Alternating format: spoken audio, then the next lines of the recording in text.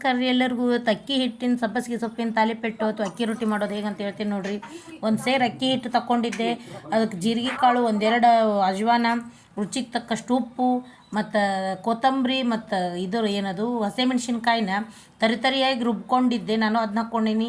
ಸಣ್ಣಗೆ ಹೆಚ್ಚಿದ್ದು ಈರುಳ್ಳಿ ಹಾಕ್ಕೋಬೇಕು ರೀ. ಒಂದು ದೊಡ್ಡದು ಒಂದು ತೊಗೊಂಡಿದ್ದೆ, ಸಣ್ಣ ಅಂದರೆ 2 ಹೆಚ್ಚಿದ್ದು ಇದ್ರದ್ದು ಸೊಪ್ಪು, ಸಬ್ಬಸಿಗೆ ಸೊಪ್ಪು, ಇದನ್ನಿಷ್ಟು ಹಾಕ್ಕೊಂಡು 1 ಚಮಚ ಅರಿಶಿನ ಪುಡಿನೂ ಹಾಕ್ಕೋರಿ. ಚೆಂದಾಗಿ ಕಲಿಸ್ಕೋಬೇಕು ನೋಡಿರಿ. ಇದನ್ನ ಮಿಕ್ಸ್ ಮಾಡ್ಕೋಬೇಕು ಹಿಟ್ಟು ಅದನ್ನೆಲ್ಲನೂ. ಖಾರ ಪುಡಿ ಅಂದರೆ ಇದನ್ನು ಹಾಕ್ಕೊಂಡಿರ್ತಾರಲ್ಲ ಹಸಿಮೆಣ್ಸಿನ್ಕಾಯಿ ಖಾರಕ್ಕೆ, ಅದನ್ನೆಲ್ಲ ಮಿಕ್ಸ್ ಮಾಡ್ಕೊಡ್ರಿ. ಅದಕ್ಕೆ ನಾ ಮಜ್ಜಿಗೆ ಹಾಕ್ಕೊಂಡು ಕಲಿಸ್ಕೊಂಡೀನಿ. ನೀವು ಬೇಕಾದ್ರೆ ನೀರು ಹಾಕ್ಕೊಡ್ರಿ, ಇಲ್ಲ ಮಜ್ಜಿಗೆ ಹಾಕ್ಕೊಡ್ರಿ. ನಾ ಮಜ್ಜಿಗೆ ಹಾಕ್ಕೊಂಡಿದ್ದೆ. ನಾನು ಮಜ್ಜಿಗೆ ಹಾಕ್ಕೊಂಡು ಚೆಂದಾಗಿ ಅದನ್ನ ಕಲಿಸ್ಕೊಂಡು ನಾದ್ಕೋಬೇಕು. ಆಮೇಲೆ ಬಾಳೆ ಎಲೆ ಮೇಲೆ ಈ ಥರ ಎಣ್ಣೆ ಹಚ್ಚಿ ತೆಳ್ಳಗೆ ಒತ್ಬೇಕು ನೋಡ್ರಿ. ನಾನು ಒತ್ತಲಿಗತ್ತೀನಿ ಬಾಳೆ ಎಲೆ ಒಳಗೆ. ಹಿಂಗೆ ಒತ್ತಿದ ಮೇಲೆ ಟೇಸ್ಟ್ ಆಗ್ತಾವೆ ನೋಡ್ರಿ. ಅದನ್ನು ಒತ್ತಿರಿ, ಅದನ್ನು ಒತ್ತಬೇಕು ನೋಡ್ರಿ. ಇದನ್ನು ಬಾಳೆ ಎಲೆ ಮೇಲೆ ಮೊದಲಿಗೆ ಎಣ್ಣೆ ಹಚ್ಕೊಂಡು ಹಿಂಗೆ ಒತ್ತಿದ್ರೆ ಮಸ್ತ್ ಬರ್ತಾವೆ. ನೀವು ಎಷ್ಟು ತೆಳ್ಳ ಒತ್ತಿರ ಅಷ್ಟು ಚಲೋ ಆಗ್ತಾವೆ.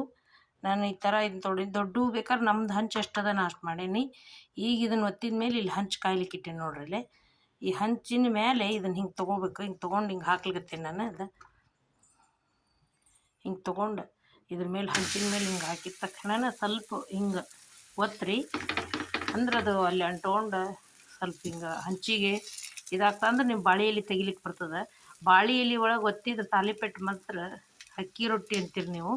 ಮಸ್ತ್ ಆಗ್ತಾವೆ ನೋಡ್ರಿ. ನಾವು ತಾಲಿಪೆಟ್ಟು ಅಂತೀವಿ, ನೀವು ಅಕ್ಕಿ ರೊಟ್ಟಿ ಅಂತೀರಿ ಅಷ್ಟೇ.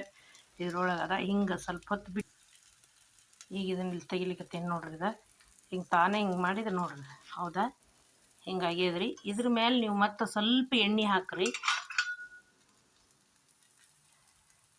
ಮೊದ್ಲಿಗೆ ಹಚ್ಚಿರ್ತದ ಅಂದ್ರೆ ಒಂದು ಸ್ವಲ್ಪ ಎಣ್ಣೆ ಹಾಕಿದ್ರೆ ಟೇಸ್ಟ್ ಬರ್ತಾವೆ ನೋಡ್ರಿ. ಹಿಂಗೆ ಬೇಯ್ಬೇಕದು.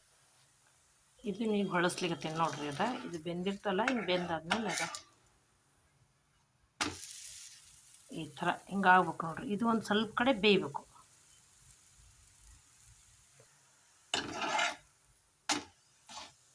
ಈಗ ಇದು ನೋಡಿ 2 ಕಡೆ ಬೆಂದದ್ರಿ.